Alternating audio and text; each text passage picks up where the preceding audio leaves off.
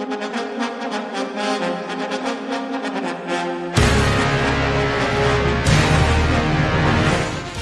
listening to 90.3 WHPC, the voice of Nassau Community College in Garden City, New York. I'm Bill McIntyre here with Jon Gallo for another edition of this week's Long Island News, the news show that brings you news stories about Long Island and about Long Islanders. Well, and now we're very happy to welcome back to the show Alfonso Castillo, Newsday's chief transit reporter. Thanks for joining us again, Alfonso. I know you're definitely busy. And you broke a major Long Island news story yesterday.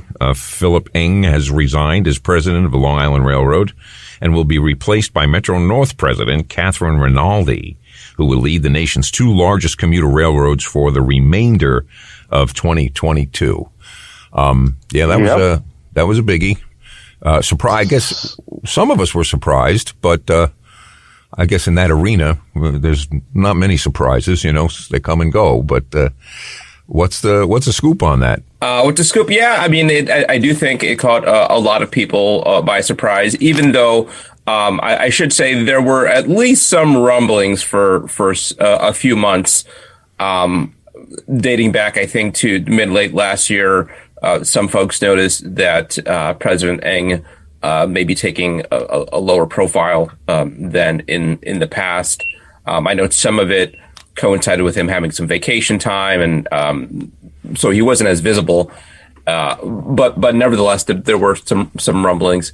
But everybody I spoke to today said that this certainly was not any kind of case of him being pushed out or anything like that, that this was his decision. He has got close to 40 years in public service in various capacities, mostly in transportation, and worked for the DOT for a long, long time, then came to the MTA a few years back in a couple of different roles, and then took the railroad president's position back in 2018. And most people have, good things to say about him. I mean, if you look only at the numbers and metrics, it is hard to dispute that he is leaving the railroad in better condition than he found it. When he came on board back in 2018, they were plagued with infrastructure problems, having some of the worst on-time performance in 20 years. Within weeks of him coming on board, he outlined a strategy to address some of these delays and service issues, which was really about being proactive rather than reactive, rather than waiting for that switch to fail. How do we get ahead of it and maybe replace the switches that are most likely to fail, or get to the bottom of why they're failing and address that. And some of it was as simple as cutting down trees near tracks, because so often, one of the problems that would happen is you'd get some bad weather, some winds, a windy storm. Yep. Branches, trees fall on the tracks, and then Long Island Railroad service is suspended, delayed. So some of it was that kind of low tech, simple, but it made a big difference. On-time performance went up in 2019, went up again in 2020, and went up last year, setting a modern record. The caveat there is obviously, the last 2 years they've set on-time performance records while carrying relatively few riders, and the amount of riders that they carried have always been kind of a contributing factor to delays because of crowding. Yeah. But they did improve also in 2019, and in 2019 they carried the most people they carried in 70 years, 91 million. Wow. So he did a lot for sure. Yeah. No, that's certainly. And he always seemed to keep his cool too while he was doing it. We interviewed him a couple of times, and he was just very, full of information, and but he did. He seemed to have a low boiling point. It's, good thing to have for that job. Yeah, I'm sure there's a lot of stressors, and like you said, Alfonso, coming on at this period where I don't think he or anyone would have expected having to deal with a global pandemic, on top of everything else that LIRR was already trying to deal with prior, that you kind of alluded to there. seeing, that managed to ride through these storms, managed to, help, try to get some of that technology and make sure that the funding was, given from the federal government to the state and to the, transit system to make people feel safe. And I know I've seen even Jan LIRR, and maybe we'll talk about this in a little while, kind of promoting some of these ways to try to incentivize, whether it's keeping the off-peak rates or, I think the Omni, these kind of city ticket kind of incentives. So, certainly a lot of innovation. I think people would say maybe during his time, but, especially given kind of the context, it's certainly, something to take hold of, and certainly a Long Islander, true and true. But that said, maybe turning, from him and, hopefully we'll have a chance maybe to speak with him again one more time before he leaves again on the 26th. The point is that there will be this new individual who's, new to a lot of Long Islanders, but maybe not new to our friends, kind of who take Metro North, obviously. And she also happens to be a Long Island native, to my understanding, from the Massapequa area, if I understand right. And just tell us more about her and Ms. Rinaldi, why she was kind of picked for this, important position. Yeah, well, Kathy Rinaldi has been president of Metro North, which is Long Island Railroad's kind of sister railroad under the MTA. And for years, the Long Island Railroad and Metro North were kind of battling out to see who carried the most riders in the country. And for the last few years, it's been Long Island Railroad, but Metro North has always been a close second. So there is no more kind of comparable job to running the Long Island Railroad than running Metro North. She's going to do both at the same time, which is kind of a unique challenge. But the way the MTA chairman, Jan LIRR, explained it, and again, as they tell it, they weren't expecting Phil's resignation. So on one hand, they had to make kind of a quick decision. But I think a real key factor in picking Kathy is East Side Access, which is set for completion in December. This is the $11.2 billion project to link the Long Island Railroad to Grand Central Terminal. It's been planned, discussed in some way for 60 years, and now we're just a few months away. And and the other thing that's happening at the end of the year is the completion of the third track project in Nassau County. So these two really huge projects. And I think the thought was they didn't want to onboard somebody and have that learning curve in the middle of such critical projects. They wanted somebody who could really hit the ground running. And that's absolutely Kathy, both because she runs Metro North. Metro North is based out of Grand Central. So she's there already where a lot of this is going to be happening in the next few months. And the Long Island Railroad and Metro North work closely together. I cover the meetings that they hold every month. And there is a joint railroad committee where LIRR and Metro North essentially do their business side by side. And so she's intimately knowledgeable all things Long Island Railroad. And as I understand it, the commitment is pretty much to leave her on in place through the end of the year through East Side Access.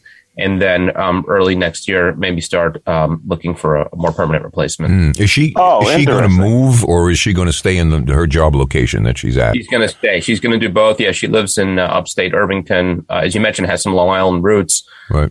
But it looks like, so, at least for the moment, the plan is for her to stay where she is. She's not coming back to Massapequa. The other question I had is, I'm sure she makes a hefty salary for being the MTA chairman. Is she going to double that by working for the Long Island Railroad? I had the same question and asked and did not get an answer. In as much as there is precedent, I would expect that she'd be compensated more for holding the two jobs, not necessarily double the compensation. That would make her by far the highest paid person in the MTA. Yeah. And look, you're running two railroads simultaneously. It wouldn't be unreasonable if that was the case. Yeah. Well, I'll trust you to get that info sooner. I'll be looking for your newspaper stories because, it's just an interesting thought. Nobody thinks, we're all worried about money. That's the other thing is that the railroad, municipalities, people that we've talked to, everybody seems to be flush with cash. Nobody's worried about, we put out a budget, great. I got 80 billion sitting in the bank here. So they're all kind of got their hands behind their suspenders, walking down the street like everything's chill. But eventually this money's either going to be spent or it's already spent. and people just don't know it. Right. You're talking about the federal stimulus money that they've gotten, and I forget what the total figure is, but it's in the neighborhood of $14-15 billion. And the MTA is relying really heavily on that to get through the next few years. I mean, so much so that they deferred a fare increase last year, just recently committed to deferring it this year too. And those fare increases, as you'll hear their financial people say, are so critical to their financial well-being, and they're basically saying we don't need it for now the next few years. Right. Now the reasoning there is perfectly sound. I mean, what they say is, for one thing, they understand that the riders too are kind of feeling the pinch of the pandemic, and but beyond that, you don't want to do anything to turn away riders, disincentivize riders from coming back to the system when their financial future is built on getting those riders back. And here we are 2 years after the pandemic began, and they're still roughly in the neighborhood of around half their riders. They were doing pretty well in the fall of last year, and then Omicron hit, and they took another pretty big dip. So now got to make that back up. Right. So I know on river ridership, again, I think it's in the neighborhood of like 45%. They've got a ways to go to get back to where they were in 2019, if they ever do. Right. So certainly. You don't see them going back to peak and off-peak tickets anytime soon then? Oh, they do. They've already have they? committed to that. March 1st peak. They've announced it. Pricing is back. Yeah. Okay. Now, at the same time as they're doing that, they're also offering all kinds of new fare discounts. So maybe trying to kind of lessen the pain there. So people who use monthly tickets will see a 10% discount in a 10% reduction in the cost of their monthly ticket. They're also introducing a 20 trip ticket that is discounted over the price of 20 peak trips. And there's some thought that kind of becomes, for a lot of people, the new commuter's ticket because of the changing way people work. They're not nearly as many Monday through Friday 9-to-5ers. Mm-hmm. So those 20 trips might cover somebody for a month. Right. Well, the office. Yeah. If you work 5 days a week and you got 4 weeks in a month, that should, but you get to pick them. Right. If I have a month, 20 trips is in and back, right? So you're doing 2 a day. Yeah. Okay. Yeah, so you're only talking about 10 round trip rides. Yeah. To be fair, but that might be what you do in a month. Yeah. No, that's true. And to be fair, I'm not in the office every day, but, I'm in 3-4 days a week, and they're not taking my ticket every time both ways, just full disclosure. I know they tried, but of course, that is part of the calculation. I don't know if it's, kind of decreased staff on each train or whatever it may be, but, definitely it's good to see that, there are these things to incentivize. I think I said before the city ticket, which I know a lot of folks over where I'm at on the kind of edge of Nassau County, we use a lot, that those types of things, especially to spur people to go back into Manhattan, go see the shows, go, back out maybe towards Long Island. But let me just clarify too, the city ticket. So that does cover, out into Long Island on LIRR and up into Metro North. True. I think Metro North has its own city ticket. I don't know. I'm pretty sure they do. But the city, I grew up in Rosedale. So, same thing, the city ticket's always been a great, value. It was, I think it's gone up a little bit. I think right now it's $5 to get into basically Penn Station and back from any station in Queens. I live in Valley Stream now, and every once in a while I'll still make the drive into Rosedale to take the train because of the city ticket is such a great value. And what they're doing with it is that they're extending it to all off-peak times. So that was always a weekend deal, and now you could use it during the week also during off-peak hours. So, that's a very big discount for a lot of people.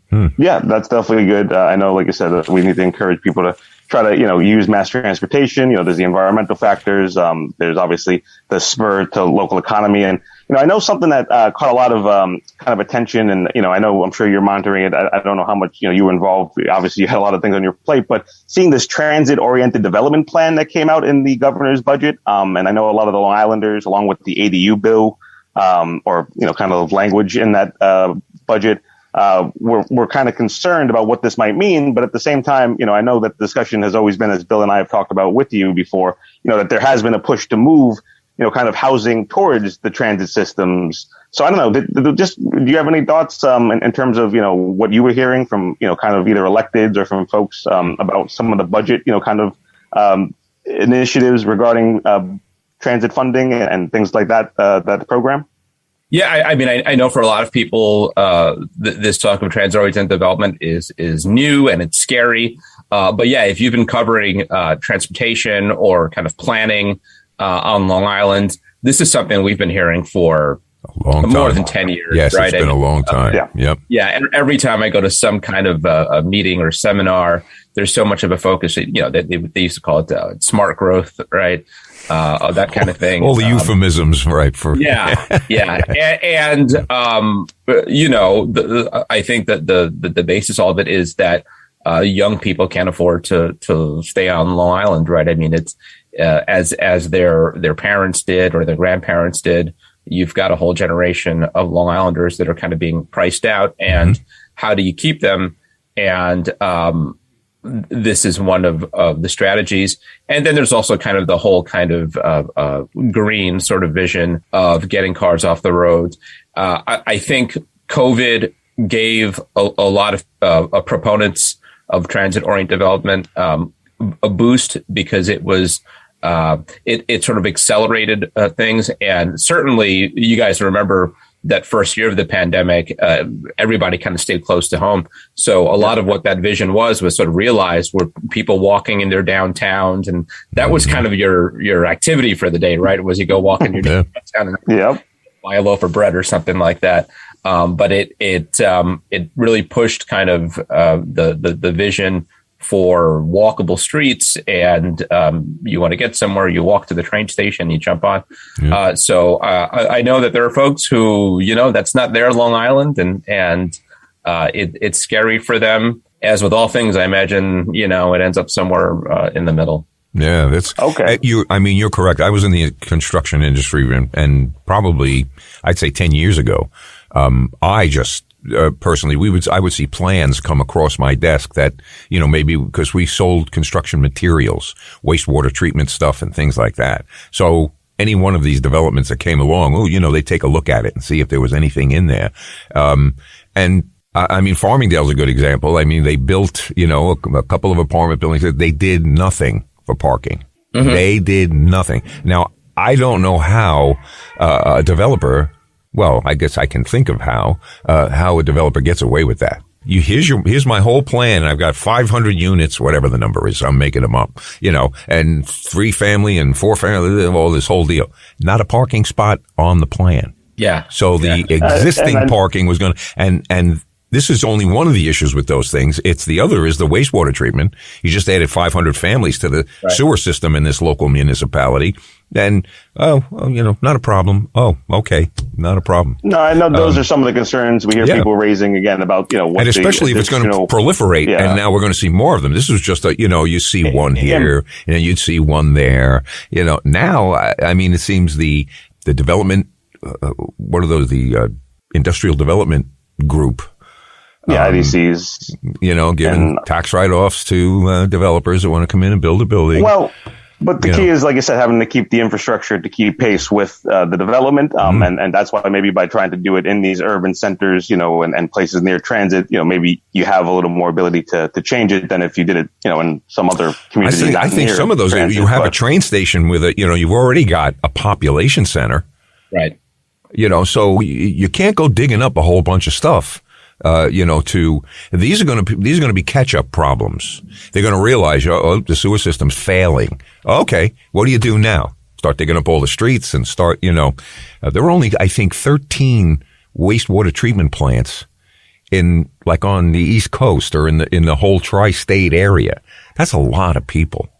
Yeah. There's a lot of municipal, like I said, wastewater treatment, but it's certainly things that, people take for granted. And, you think, okay, well, I just get on my train, I go to where I go, I look at my phone, I just do my daily life and, consider all the ramifications. But certainly, there are a lot of things at play. And, that's why, especially around budget time, I know people have a right to be concerned, but, sometimes, there's also narratives out there that, maybe are in someone's interest to either kind of, we'll say, raise your fear or to, kind of try to entice you with. But I think, it's like they say, just because you're paranoid doesn't mean they're not out to get you.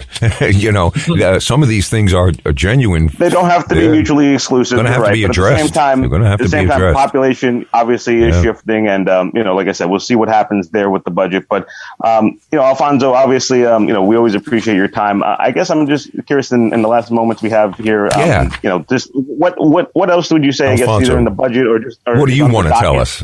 What do you want to tell us? You wrote the stories. You've been in the middle of it. So what do you think we should know? One thing I'm looking to do something on in the coming days, and obviously this whole change in administration at the railroad might throw me for a loop a little bit. But I'm really interested in the progress at Penn Station, what's going on there. For all of the measurable improvements that you can look at the Long Island Railroad, the one place where people are clearly as dissatisfied as ever is the Penn Station experience, right? It's just really in disarray. It's been in construction now for a number of years. When the construction finishes, I imagine a lot of people will be happier with this phase of the construction finishes. Right. They'll be happier with what they're left with. But in between the construction and shops being closed, and as I'm sure you've heard, a lot of concerns about homelessness and safety issues in and around Penn Station. It really does feel like it's gotten to a point where something has to change.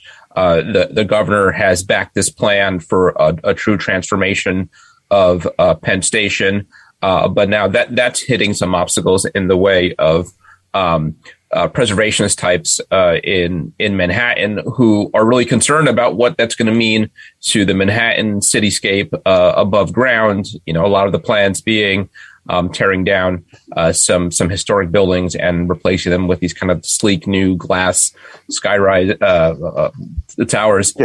And the one that seems to be on the chopping block first, and it's one of the reasons I got interested in this, is the old Pennsylvania Hotel just across the street from. We're familiar with it.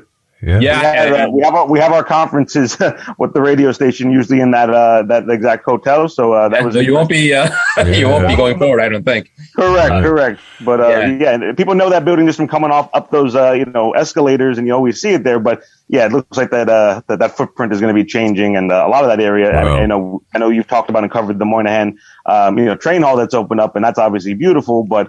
Like I said, obviously it's not exactly I'll tell you, kind of a classic interpretation of design. My memories of New York, there used to be an all-you-could-eat crab place right underneath that real estate, and it was the rent that got them out of there. You had as a restaurant like that, you had to turn that table over 10 times in a day, at least 10 times. You raise an interesting point, and that's one of the points that the historian types make is that they pitch bringing all these new towers in, the benefit to transit being that the revenue that's going to come from them is going to help fund these transit improvements below ground. But as you just touched on, one of the hallmarks of that area has always been that you do have these kind of grittier small businesses that have been able to kind of get their foot in the door around that Penn Station area. And maybe not the prettiest looking area, and it is kind of a hodgepodge of different businesses. But one that my dad, growing up, we would go to the Blarney Stone sometime and get like a corned beef sandwich, and I think that's one of the businesses that might be in the chopping block with this plan. And there's just kind of a lot of little shops and stuff like that. That are going to be pushed out. Now, again, the argument is progress. And it's sort of interesting because, again, the people who sort of lament some of these changes above ground may end up at odds with the Long Island Railroad commuter who just wants a better Penn Station, just wants improvements of Penn Station. And if the way you fund those is with these changes above ground, then that's fine for a lot of them. I mean, they're just kind of passing by. They're not that interested in what it looks like just outside the station. It's just a means of them getting to work and back. Mm-hmm. Yeah, very that's true. a fair point. But well, still, you know what? Penn people Station appreciate the Rose's Pizza and everything like that. It used to be a pretty cool experience. I mean, I went through there for years. I worked in the city, and you pick up your cup of coffee or whatever. But it was a lot of people, but it always moved, and there, and it was at one time it was actually clean, but. I'll take your word for it, Bill. Yeah, right. I'll bring you pictures, John. I'll bring you pictures. Okay. But nonetheless, like I said, and I know this is still a constant discussion, point, both the mental health kind of services that, are being offered and the kind of wraparound services that they're trying to connect folks who are, housing insecure and who are actively homeless. But I heard, again, there was that SOS in terms of like these mental health workers who would be helping at subway stations. Does that also include Penn Station? Because it has subway stations. Do you know, Alfonso? I remember hearing the mayor and Kathy Hochul, I know, make an announcement about that a few maybe weeks back or so. Yeah, Penn Station's always kind of weird in this situation because they obviously are dealing with the same problems that subway stations are. And obviously there are subway stations at Penn Station. But, it's sort of a catch-22 where I think the MTA, when dealing with this issue on the subways, is able to, I don't want to say pass the buck, but say NYPD patrols this. The cities are responsible. We just run trains through there. We're not a social service agency. Right. And there's a lot of truth to that as it pertains to subway stations. The Long Island Railroad is in control of their portion of Penn Station. Their police force patrols it. They hire homeless outreach contractors to deal with issues and provide support services for homeless people. So they do have much more of a hands-on approach at Penn Station, and again, it kind of cuts both ways. On one hand, they can do more about it, you would think. On the other hand, when conditions are really bad, again, I think it's harder for them to pass the blame on to anybody else because this is yours. Now, Penn Station, they make the point that, and I think a lot of people dispute this, that it's not the Long Island Railroad area of Penn Station that is in really bad shape, but rather the Amtrak area, the New Jersey Transit area. Amtrak owns Penn Station. They have their own police force. New Jersey Transit has its own police force. And then obviously the street level above ground, which is NYPD. And the problem is scattered all over the place. But I don't know that it is totally sincere for them to say that the Long Island Railroad concourse isn't a problem. I think a lot of commuters would dispute that. Yeah, certainly. And I know a lot of elected officials, some running for office, seem to certainly be amplifying that message, for a number of reasons. So, okay, that definitely is a lot to consider. And certainly we're going to obviously be following all your reporting, as always, Alfonso, for the latest and, the most important news when it comes to transit out here on Long Island and throughout the area at large. So thank you very much. Again, congrats on breaking that story yesterday. And certainly we urge everyone to subscribe to Newsday and to follow Alfonso, obviously, on social media, wherever he is posting content, because you don't want to miss anything. Keep asking those good questions. I want to know the answer to that big one. Just curious. Just curious. Yeah, I might have one by the end of the day. Oh, okay, cool. We'll be keeping posted. We see those updates. We always like seeing a story when the date and the time changes to most recently updated pretty soon. So keep an eye out always on Newsday, folks. Okay, thanks so much, Alfonso. Thanks a lot. Have a good rest of your weekend. Now we're very happy to welcome back to the show State Senator Kevin Thomas, who represents the 6th New York State Senate District, which covers a large portion of central Nassau County from West Hempstead to Farmingdale, including Nassau Community College. Senator Thomas currently serves as chairman of the Consumer Protection Committee and is a member of many important committees, including finance, health, and local government. Hello, Senator Thomas. Thanks for joining us again. Thank you for inviting me back, which means I probably did a good job last time. So hopefully we can do something along the same lines. Well, thank you for coming back. That's... Oh, yeah. We always got to keep our representatives happy, especially the ones who represent our proud college over here. So thank you for making time. We know, like you said, that there's a lot going on in Albany and on Long Island. Yeah. And we did just happen to speak with our friend over from Newsday, Alfonso Castillo, their transit reporter, who broke yesterday that Phil Eng will be stepping down from the Long Island Railroad, and a individual from the Metro North system will be taking it over. So we just wanted to get your thoughts first on that kind of announcement. I guess Rinaldi from Metro North taking over, and again, Eng stepping down. Yeah, absolutely. Listen, Phil Eng has been, a devout, president. He's done such a great job here on Long Island. I wish him all the best. We've got the third track that we need to, expedite and make sure it meets all the deadlines. Phil Eng has been here for the majority of that project, and I wish him all the best. We've spoken to Phil on a few occasions, and, we always said, he just seemed to have such a cool demeanor, even though... Yeah, he's very laid back. Yeah. He's a very laid back guy for the craziness that occurs with the LIRR. Yeah. Oh, yeah. You see him, he's talking to us, and you see, like, the control room, as he calls it, with all these screens and, buzzing and stuff like that. So very zen. So hopefully he can enjoy a little bit of a more peaceful time. And, we'll see what happens here with, again, Miss Rinaldi, who is apparently a Long Island native, but I believe is from upstate now, and, again, has been at the helm at Metro North. So are you familiar with Miss Rinaldi, and what are your thoughts? No, I'm not. I mean, listen, I got the call early in the morning yesterday about his retirement, and that, she is going to be just the interim until they do find someone else to take over here on Long Island. But I wish them all the best.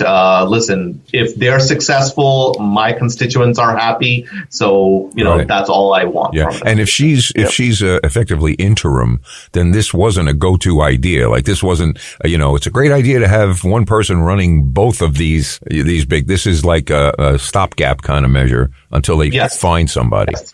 From my understanding of it. Right. But I could be wrong. Yeah, we get that. No, it's like science. It changes every day. You can. Yeah. Also, Senator, I know when General Lieber, he needed to be confirmed in front of the Senate, but does that happen also with Phil Eng, or no, that's a decision that they can make just by appointment internally? I might have to get back to you on that. Phil Eng has been there since before I got into the Senate, so I'm not 100% sure. Fair enough. Yep. Like I said, all learning together. But okay, so let's go on to something that I know you definitely have spent a lot of time thinking about and hearing about from nonprofits and other folks in your district this week in the last few weeks. The budget. Kathy Hochul, the governor, announced obviously her budget proposal, and there's a lot of things in there that I'm sure people like, maybe some things people might not like as much. But just tell us what your top line thoughts are on what's important and what's coming back to the district. Hopefully, I mean, so here's the thing, right? The executive budget went out a couple of weeks ago, and now both houses are going to review what she has put forward and put out their own one house, after which, all parties sit together and negotiate what the final budget is going to look like. Right. So these are 10 bills, and it's not like any budget that anyone usually sees in a company. You've got 5 appropriation bills and 5 Article 7s. Right. So you've got the money bills and the policy bills that come out there. So it's a very complicated cluster here. But in terms of the money bills here, more money for our schools. We agree with, what's coming into Long Island. There is money coming in to make sure that we have a world-class education among the rest of the state. I mean, these are the kind of things that, Long Islanders agree with, right? We pay so much high property taxes. We want to make sure that we have good schools to send our kids. Yeah. Of course. Well, this is infrastructure. This is a big issue that Long Islanders are concerned with. Many of them are really not upset by their property tax. What they're upset by is the school taxes. We spoke to Senator Brooks a while ago, and I think we're going to have him back on in a week or two. To ask him, because he was the one talking about a different way. Long Island is the only way that deals with their schools the way that we do. Every school district has their own budget, they have their own battles, and they have their own votes, and they come up with a budget. And if the budget gets turned down, usually what happens is they do a quick turnaround, they dump the sports and they dump the music, and they make the bottom line look nicer, and they resubmit it, and people vote on it again, and it always seems to pass. Those are the numbers that, the 80-year-old lady who lives alone in her house is paying school taxes. That's a rough situation for a lot of people on Long Island. Is there and Senator Brooks has a great bill to deal with that, and he's trying to add that onto the governor's budget. Okay. 38 amendments as well, or in our own one house, because it's important to relieve homeowners of such a high burden. Yeah. And we need to do something about this, because if we don't try to fix this now, no one's going to be able to fix this going down the line. Yeah. I mean, we need to tackle what Senator Brooks is proposing and push it forward as quickly as possible. Yeah. The other thing I wanted to ask that goes for that same thing is I still see the commercials on TV. Now, it was my understanding, and I'm no financial genius. I don't know anything about anything. So when I put you got someone who's on the finance committee in front of you. Well, when I put this out there, people on Long Island have been using these agencies to grieve their taxes for years now. And everybody will say, well, I use so-and-so and I got back X amount of dollars. Okay. Now, my understanding was when people were not happy with the reassessment, it was because, or one of the reasons, is that they had grieved their taxes so often that now the number was the real number, and they were either going to have to make up what they had gotten back in the past, so that one guy living next door to another guy, their tax bills were totally different. Mm-hmm. I'm still seeing the commercials on TV. So people are still grieving their taxes as much as how does that? It doesn't compute with me. If that was the issue, basically, this is a huge cycle here with the tax grievance attorneys, right? And we have something in this county that I don't think the rest of the state kind of has, which is the county guarantee, which is if you mess this up, the county will refund you X amount back. And they've been able to make a living off of this, right? I even have a bill to put more disclosures on their retainer, in bold form that, listen, you as a homeowner can do this on your own at a self desk or something the court provides. There are forms that the court provides in order to do this. You don't have to go to these individuals. Right. And to also talk about, how much is a reasonable amount, as compensation for the services that they've embarked on. So, my bill is out there to discuss these issues, because I've heard from constituents, just like callers that talk to you about these issues, about, hey, this doesn't seem fair, or wait a second, it just balances out. They didn't really save me that much money. Right. So I'm looking into a lot of things. I mean, the chair of consumer protection, I hear from a lot of consumers about various issues, and I try to see what I can do in terms of policy to kind of make everything balanced. I'm not trying to kill an industry, but at the same time, I need to, where more consumer protection is needed, I need to push that up and balance things out. Right. Yeah. The perception is in the last few years that we've really lost ground in consumer protections. And again, it may just be the perception. It may be that the stories are written about, the guy who got, had a problem with this business or that, and really had no recourse. That's what we see. But the upticks in scams and everything like that. But we know that you have a number of bills and a lot of things in front of that committee that obviously, intend to make, headway in that exact issue.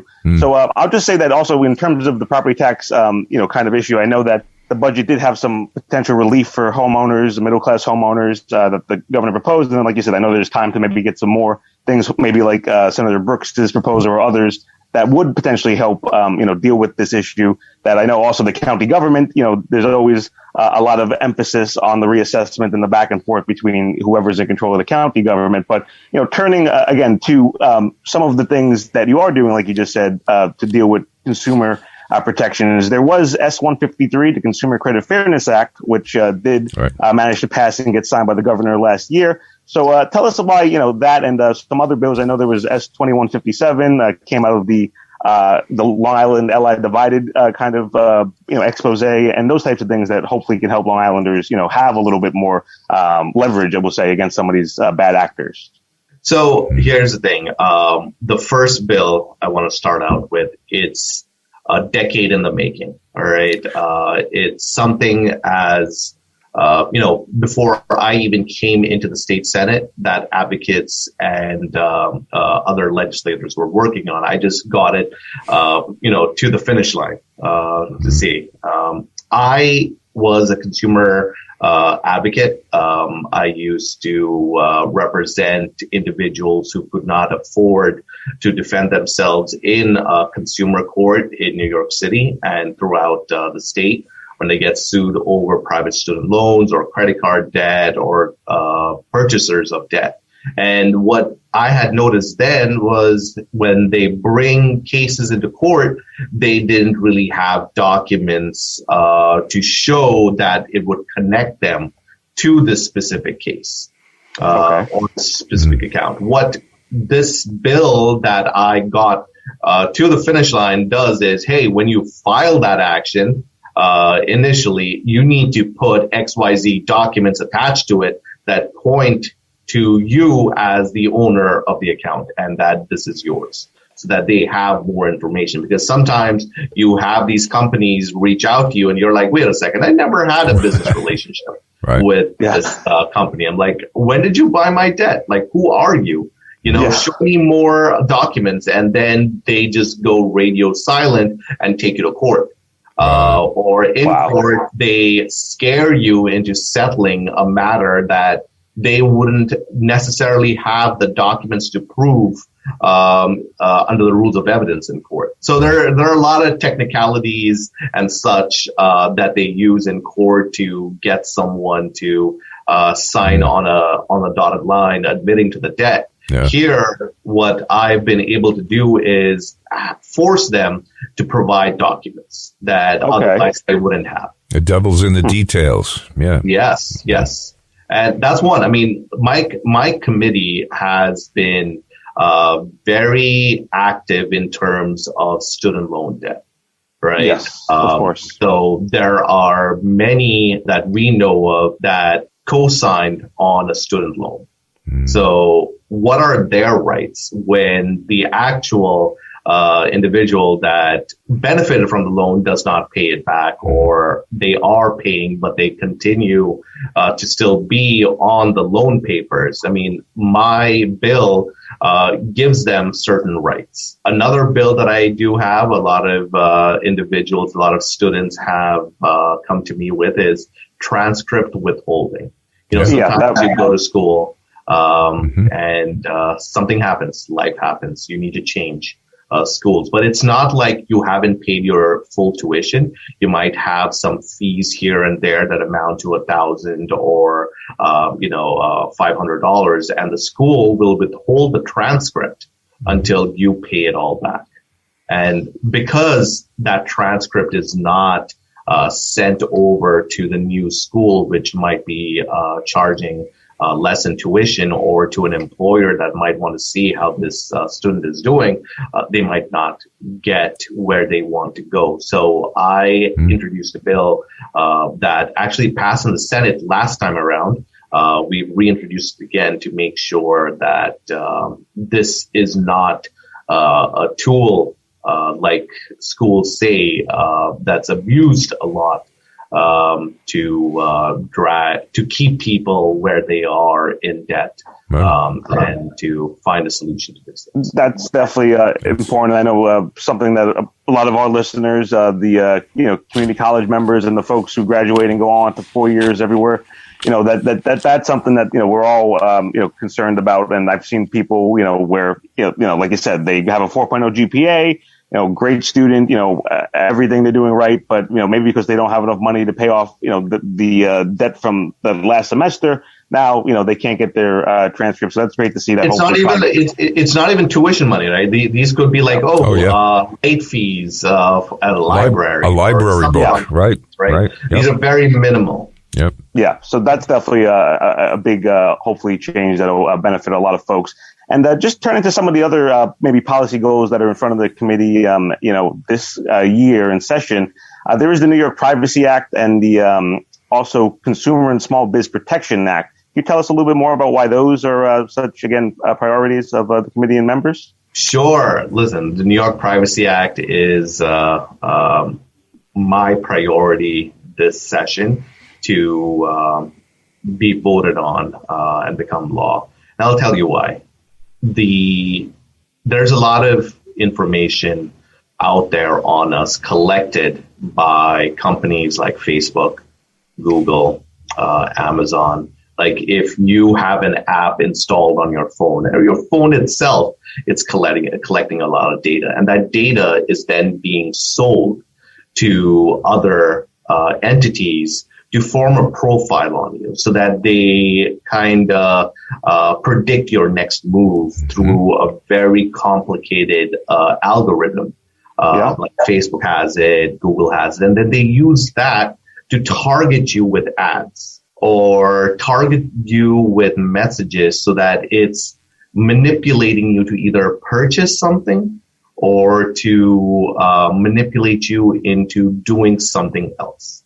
Like, a prime example is what took place in the 2016 election with Facebook and the way Cambridge Analytica used information on individuals from their Facebook profiles to target them with either Hillary or Trump pro ads or con ads, and then use that to manipulate them in the election that year. Yep. So these are the things that I want to hold them accountable for and to regulate, because it's time to give power back to the consumer, to have them say yes or no before information about you is sold, or to even know where it went, or whether you want to even take part in whatever it is that they're doing. Well, I've had constituents come to me say,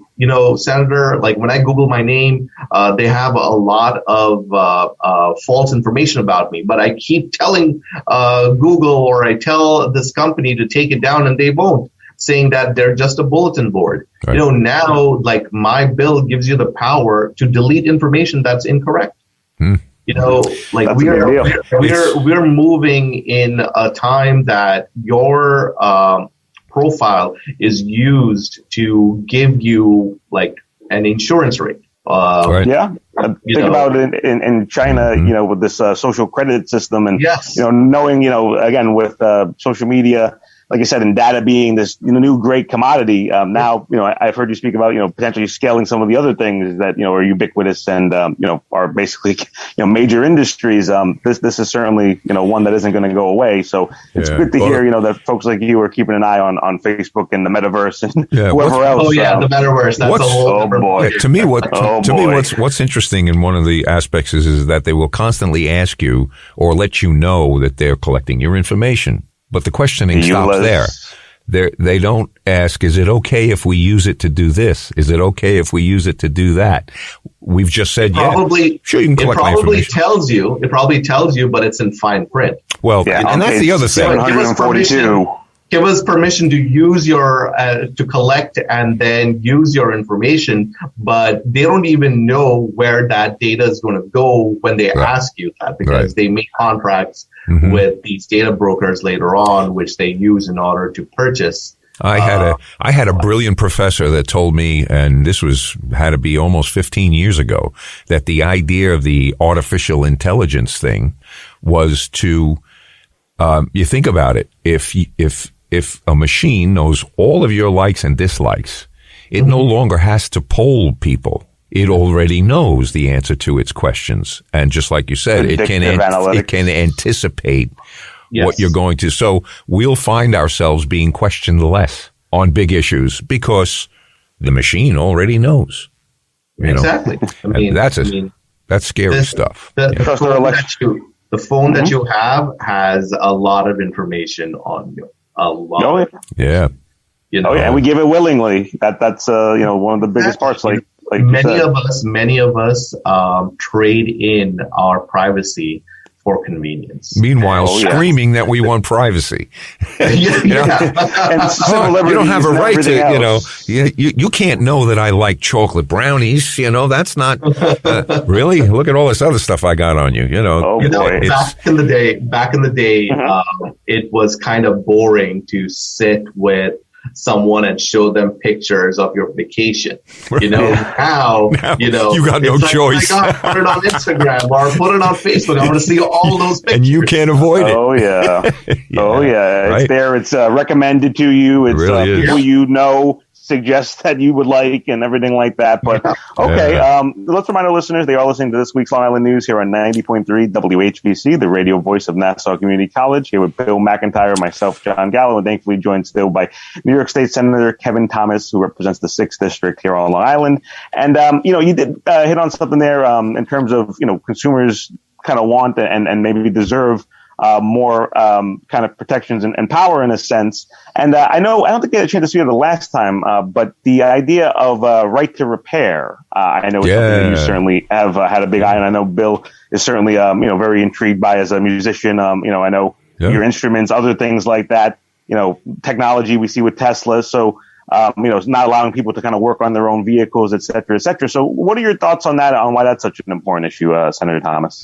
Listen, it's a very important issue because we don't want just one company to know how to fix a problem, right? We need it creates more jobs and it'll allow others to get in these fields, and there's going to be better competition in terms of who can fix your product or not. It's just that knowledge is out there and it's being held for just the few that manufactured it. That kind of... That's a monopolistic attitude, right? Yes. It should be out there for everyone because, listen, if you can fix your phone or your car for thousands of dollars less by going to someplace else, using the same kind of components or the same techniques, that information should be out. Right. And right now, as it stands, if I had, and I'll just use a piece of gear like in the old days, it was an iPod. If I had opened that up iPhone and done something with the interior of that, then closed it back up, and let's say I didn't fix it. Now I send it back. My warranty's been shot because I opened it up. Yeah, and you're lucky if, potentially maybe get sued for, manipulating proprietary technologies at times. So. Well, if you buy a gaming system, you're not allowed to open it up. And, if I know a guy that could make those iPods record, and nobody knew that stuff. But he opened it up and he did it. And he used to record hours of live shows with a machine that nobody knew was even capable of that. There's a lot of videos on YouTube. You see people, where they basically open up a device and they show you, this is the breakdown, the tear down, I think, as they call it. But sometimes you see those videos get pulled off because, again, the company doesn't want people really to know that information. So that's certainly something that's definitely important. And, just in the time we have remaining, because obviously we could talk about a lot of these issues for forever, Senator Thomas. I know, there are other important matters that are, obviously close to, your kind of heart and then close to a lot of the constituents' heart in terms of gun violence. And I know you had this bill, I believe, recently kind of come out with Assemblymember Levine regarding the iron pipeline. So can you tell us if that's out? Is there a bill number and, what that would maybe do and what the prospects of it maybe moving are? Yes, absolutely. So we're seeing a lot of acts with a gun. right? Either you are caught with an illegal weapon, or just like yesterday, there were like 8 shootings in New York City in one day. Yeah. These are all, these are all illegal guns. And these guns are coming into a state with very, very high, gun, like common sense gun laws, right? We can say like we are one of the strictest in the nation, but we still have this influx from our states that are bordering us, because it's really easy and it's cheap for them to sell a weapon. So what happens when it comes here? So the law right now, as it stands, is if you are caught with X amount of guns, like for example 5, or in a given, if you're caught with 5, then you are charged with second degree. I believe it's intent to sell. Right. Okay. But because of the influx out there, I reduced it from 5 to 3, so that we can get these individuals off the street and make sure that we reduce how many of these incidents actually occur around the state. It's a way of capturing, or trying to like just getting recommendations from the police department, especially the New York City mayor, about these guns and these incidents led me to propose this piece of legislation. Do you think it would be a good idea? I was just thinking about, why don't we have a storefront someplace where people can surrender guns? We have that. We've got tons of those. That's great. Gun buyback events, I know, pop up everywhere. I know it's an event. I know as an event, but then, it lasts for 2 days and then they're gone. And I'm talking about regular places where people can, bring in their guns. And either, I don't know if paying people to bring them in is a good idea. I have no idea. Well, that's what they do. They do incentives. I know they give away iPads, anything, cash, and debit cards. And, but the point is still the people who, are likely to use them illegally versus someone who wants to turn it in. Are they going to be, persuaded by? I just think the more guns you get off, I just think the more guns you get off the street, no matter who's got them, is a better thing. Yeah. I think that can be pretty much agreed to by most. It's true. They say if I pass a lot of laws, the criminals aren't going to listen anyway. So, what is that for? No, I hear you. And, I know we did speak about it with Jay Jacobs, the obviously New York State Democratic Party chair. And just that idea of that, New York has a lot of strong gun laws. There was, a number of bills signed last year. I know that you were integral in pushing for on ghost guns, a lot of other things. Yep. But like we said, we don't control other states' legislatures, so it's interesting to see what can still be done here, hopefully to mitigate, what isn't being done essentially in other states, to kind of control, this basically supply line up here. So that certainly is essential. And I know, criminal justice is a big issue. We talked again, J.J. Jacobs, about that, both the policy, but also the perception of it. And, we know Mayor Adams was up in Albany at a local government kind of committee hearing on the budget. He wasn't actually up there. You're right. Sorry, virtually up there. That's true. I guess that's kind of what I believe he's going up next week, though, is what I've heard reported. Yes. Okay, so that'll be interesting as well. But we're going to have to stay tuned to all of that. There's a lot of moving pieces, so we certainly look forward to monitoring all the work you're doing up in Albany with your colleagues, and hopefully we'll be able to have you on some other point, maybe as budget's wrapping and just seeing where we kind of got and what Long Islanders hopefully get. Because we know there's a lot of needs out here and a lot of issues that people obviously care about. So thank you so much, Senator Thomas. Thank you for all you do. Yeah, thank you. Well, thank you, John and Bill. Appreciate it. Right? That's got to be tough. It's got to be tough to keep hitting that nail, but you're doing it. You're doing it. That's Thank you. A lot of issues to keep driving on. So thank you so much again. Have a great weekend. Take care. Be well. And we'll talk to you soon. Okay. Thanks. Will do. The clock on the wall says it's time for this week's Long Island News to get on out of here. We thank you for joining us and remind you can catch this week's Long Island News every Friday at 3 o'clock right here on 90.3 WHPC.